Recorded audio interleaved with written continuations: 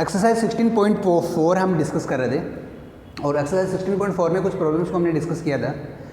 After that हम कुछ more problem और डिस्कस करते हैं। तो यहाँ पे हम जो प्रॉब्लम ले रहे हैं वो प्रॉब्लम ले रहे हैं 5th। तो आज हम प्रॉब्लम नंबर 5th, 7 और लास्ट प्रॉब्लम यानी 12th, यानी 2-3 प्रॉब्लम हम जनरली डिस्कस करेंगे। तो फर्स्ट जो प्रॉब्लम है आपकी प्रॉब्लम नंबर 5th जो प्रॉब्लम है आपके पास, देखिए क्या कह रहा है कि from a lot of 10 item containing 3 defective items a sample of 4 item is drawn at random. Let the random variable x denote the number of defective item in the sample.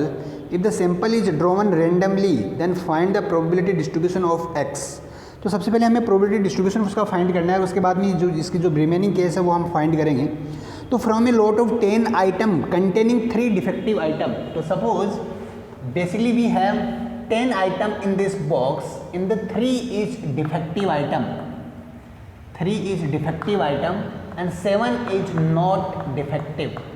not defective यानी defective को मैं लूँगा D से, not defective को लूँगा मैं D बार से। इस तरीके से हमने इसको रिप्रेजेंट कर दिया। टोटल 10 हो गए हमारे पास, 3 उसमें से डिफेक्टिव है, 7 हमारे पास नॉट डिफेक्टिव है। ए sample of 4 item is drawn at random. Sample of 4 item is drawn at random. Sample of 4 item is drawn from the random, यानी 4 ड्रॉ हमने क्या किया है, जो ड्रॉन है वो 4 डिफेक्टिव या नॉट डिफेक्टिव, यानी सैंपल जो हमने ड्रॉ किया है वो 4 आइटम का है, यानी 1 2 3 4, यानी 4 आइटम हम वहाँ से ड्रॉ कर रहे हैं। Item is drawn at random. Let the random variable X denote the number of defective item in the sample. तो एक्स जो है हमें दिया है वो है defective, X denote the number of defective items, number of defective items items है। X denote the number of defective item हमें यहाँ दिखाना है। Item in the sample, if the sample is drawn randomly then find the probability distribution. तो हमें probability distribution बनाना है। देखिए हम मैक्सिमम कितनी बोल डिफेक्ट कर सकते हैं, कितने डिफेक्टिव आइटम निकाल सकते हैं, नंबर ऑफ डिफेक्टिव आइटम हमें निकालने हैं। तो एक्स की वैल्यू देखिए यहाँ से क्या होगा वो हम यहाँ से देख सकते हैं। तो जो एक्स जो है हमारे पास, तो एक्स की वैल्यू यहाँ से हमारे पास क्या क्या वैल्यू आएगी वो हम यहाँ पे डिस्कस करें। तो आप देख सकते हैं कि x जो है वो मैक्सिमम हमारे पास कितनी वैल्यू लेगा। x जो है हमारे पास मैक्सिमम 4 वैल्यू लेगा, क्योंकि हमें 4 आइटम यहाँ पे डिफेक्टिव आइटम ड्रॉ करने हैं। तो यहाँ से अगर अपन देखें तो a sample of 4 item is drawn at random. Let the random variable x denote the defective item in the sample space. तो x जो है वो नंबर ऑफ डिफेक्टिव आइटम हमें शो करने हैं। तो अच्छा मैक्सिमम हम डिफेक्टिव आइटम कितने निकाल सकते हैं, वो निकाल सकते हैं हम 3 मैक्सिमम डिफेक्टिव आइटम निकाल सकते हैं। तो चौथे के साथ जब हम निकालेंगे तो एक नॉट डिफेक्टिव आइटम आएगा हमारे पास। तो उस केस में अगर अपन देखें तो नंबर ऑफ डिफेक्टिव आइटम हमें यहाँ पे निकालने हैं। तो केस मेरे पास क्या होगा, x की वैल्यू अगर हम कंसिडर करें तो x की जो वैल्यू आएगी मेरे पास वो क्या क्या आएगी, वो 0 होगी, 1 होगी, 2 होगी, 3 होगी और 4 होगी। तो x की ये वैल्यू हम कंसिडर करेंगे। और x है नंबर ऑफ डिफेक्टिव आइटम्स। अब नंबर ऑफ डिफेक्टिव आइटम्स है तो x की मैक्सिमम वैल्यू क्या होगी, 3 होगी हमारे पास, यानी x की मैक्सिमम 3 डिफेक्टिव आइटम हम निकाल सकते हैं। तो सबसे पहला केस देखिए, सबसे पहला केस है कि x इक्वल टू है हमारे पास 0 है।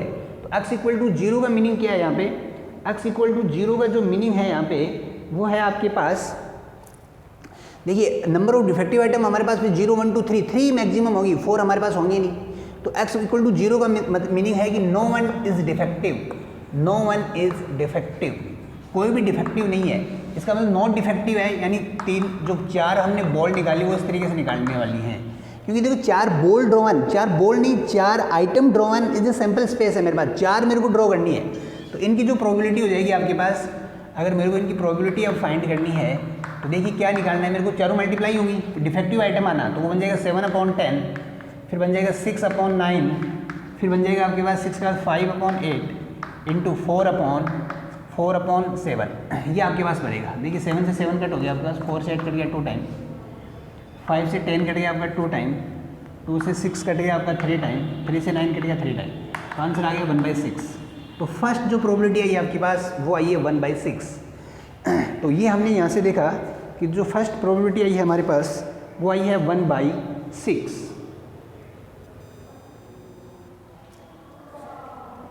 तो x इक्वल टू 0 की वैल्यू हमने यहाँ पे कंसिडर कर ली और उसका सॉल्यूशन हमने निकाल दिया कि x इक्वल टू 0 पे हमने देखा कि वो आपके पास आया 1/6। तो यहाँ से हम इसको शॉर्ट में लिख लेते हैं, पी x इक्वल टू 0 पे जो आया मेरे पास वो 1/6 है। अब x इक्वल टू 1 पे हम फाइंड करेंगे। x इक्वल टू 1 का क्या मीनिंग है कि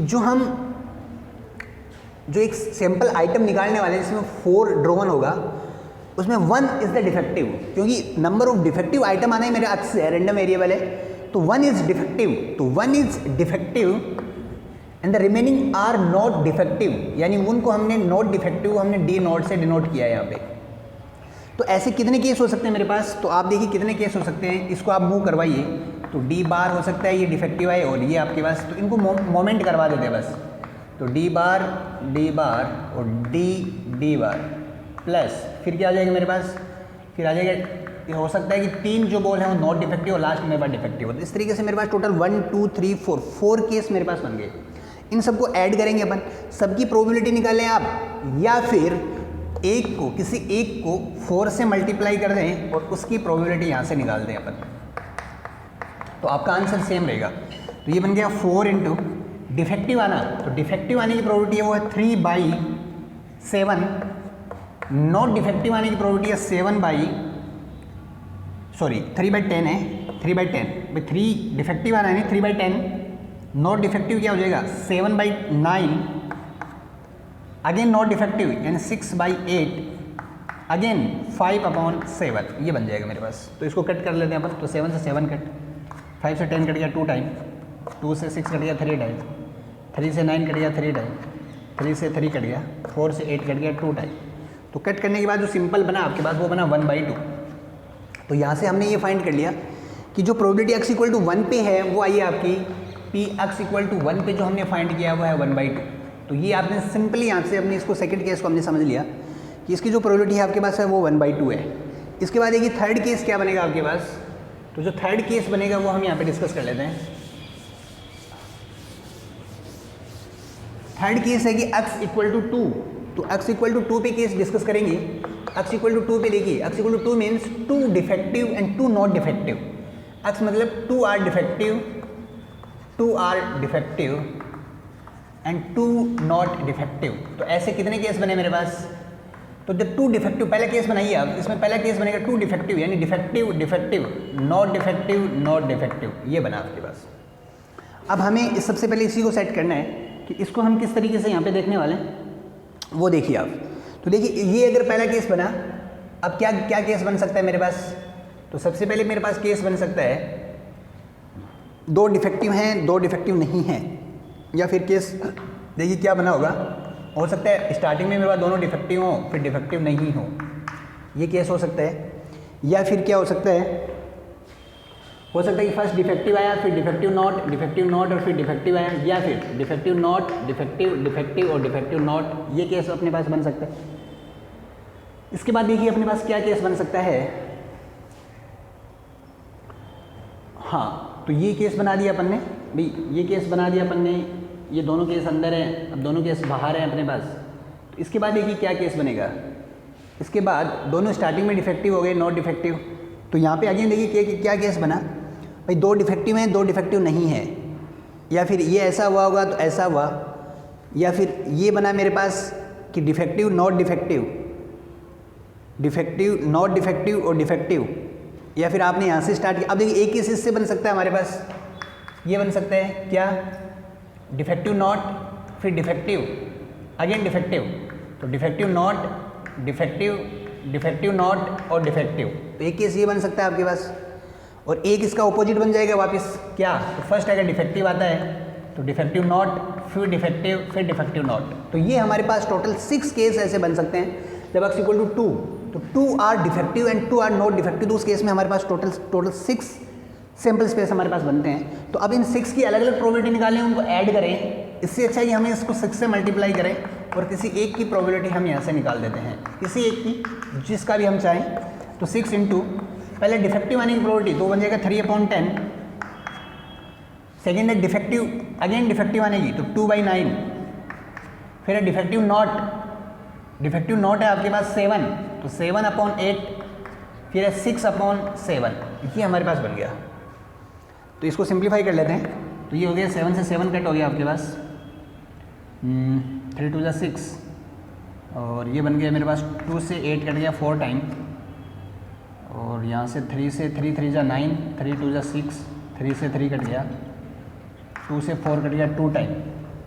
तो ये बन गया मेरे पास, अभी कुछ बचा गया इसमें, तो ये बनता है अपने पास 2 से 6 कट गया 3 टाइम, तो ये बन गया 3/10, तो ये बन गया 3/10।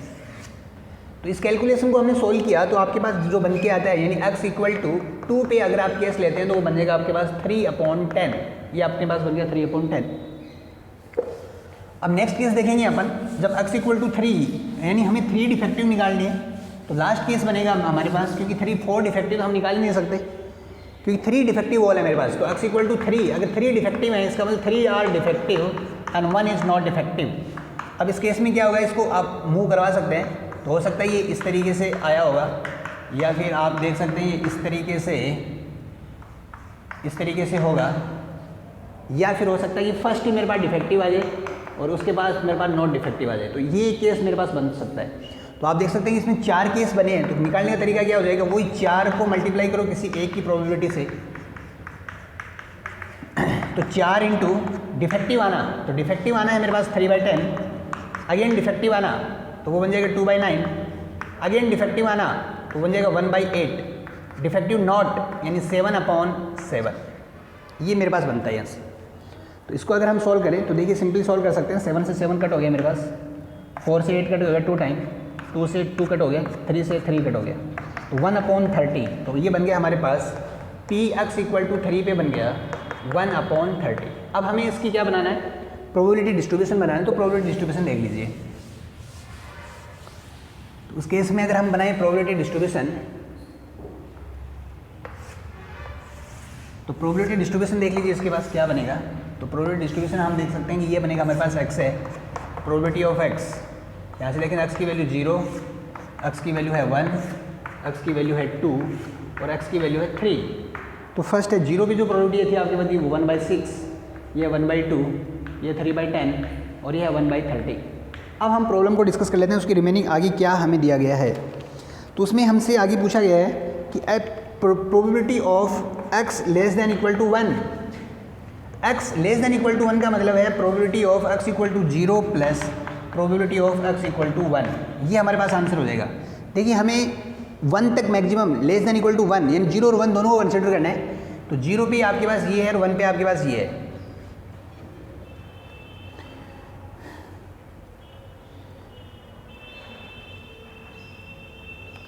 तो सिंपली बना सकते हैं यहाँ पे, देखिए x = 0 पे हम देख सकते हैं ये बन गया 1/6 और x = 1 पे क्या 1/2, एलसीएम ले लेंगे इसके पास, तो ये जाएगा 6, तो 1 + 3 ये बन जाएगा 4/6 और ये बन गया 2/3। तो ये हो गया हमारे पास फर्स्ट आंसर। x < 1, फिर कह रहा है कि प्रोबेबिलिटी जो निकालनी है वो x < 1 पे निकालनी है। x < 1 का मतलब है 0 यानी 1/6 हो गया आपके पास। फिर है प्रोबेबिलिटी दिखानी है आपको x < 0 और < 2, x < 0 और < 2 यानी 1/2। तो ये आपके पास सारे इस तरीके से हमने आंसर निकाल ली। तो इस तरीके से हमने देखा कि जो प्रॉब्लम नंबर 5 है उसके सारी प्रॉब्लम्स को हमने अच्छे से डिस्कस किया है, और डिस्कस के बाद इसकी सारी प्रॉब्लम्स को हमने यहाँ पे सॉल्व करने की कोशिश की है।